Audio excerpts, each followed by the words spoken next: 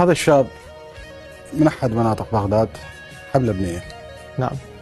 عاش قصة حب فترة وياها، راح تقدم لها مرة مرتين ثلاثة، أهلها مطوها. نعم. ما قبلت. ما قبل. بدأ وضعه النفسي ينهار. قدم لها شخص، وافقوا أهلها، طاها له.